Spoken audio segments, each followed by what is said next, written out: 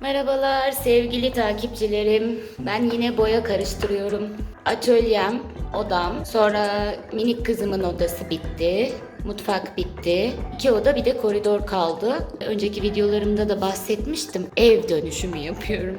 Minderleri kaldırdım şimdi. Onlara da kılıf dikeceğim. Tabii ki bu oda dönüşümünde ilk aşama badana. Boyayı Marshall aldım ben. Bence en iyi marka. Marshall'ın silinebilir boyası. Salonda da kullanmıştım.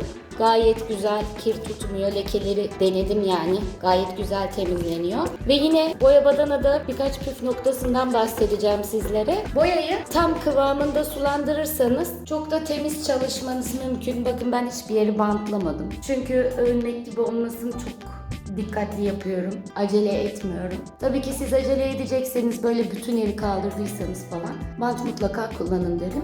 Bir de buralara 1-2 damla sıçrar diye korkmuyorum. Çünkü onları da boyayacağım daha sonra. Ben ilk önce kesmeleri atacağım. Bazıları önce ruloyla boyar sonra kesme atar. Ama ben yılların alışkanlığı önce kesme atıyorum. Şimdi kesme atmak ne demek bilmeyen arkadaşlar olabilir. Göstereceğim. Ruloyla giremeyeceğiniz yerlere, köşelere ilk önce fırçayla boya atarsınız. Böyle dikkatli, acele etmeden bu şekilde boyamak bana daha kolay geliyor. Badanada en çok insanı yoran şey etrafın temizliğidir. Fırçayı böyle azıcık bandırıyorum. Asla fırçanın tamamını boyaya bandırmayın. Kıvamında sulandırdığım için de ne kenarlara taşma oluyor, ne yerlere damlama oluyor. Bakın burayı boyadım, hiç damlamış mı? Hiç damlamadı. Kesmeler tamam.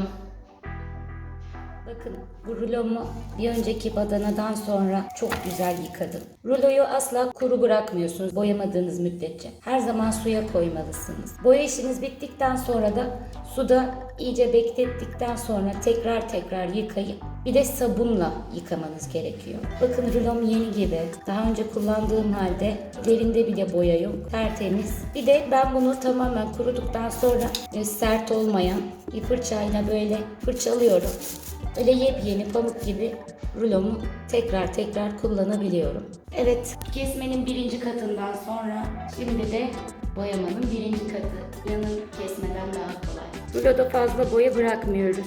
Şöyle tuttuğumuz zaman damlamayacak. Sürerken de çok bastırmayacağım.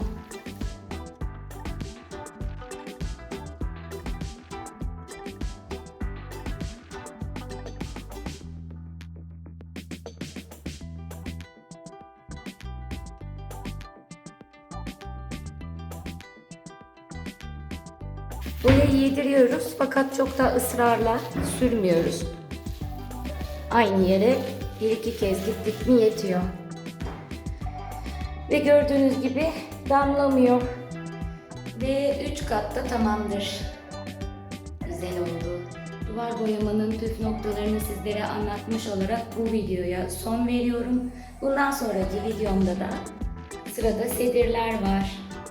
Diğer bütün dekorasyonlarımı takip etmek isterseniz ev dekorasyonları oynatma listeme bir göz atın derim. Hoşça kalın, sevgiyle kalın.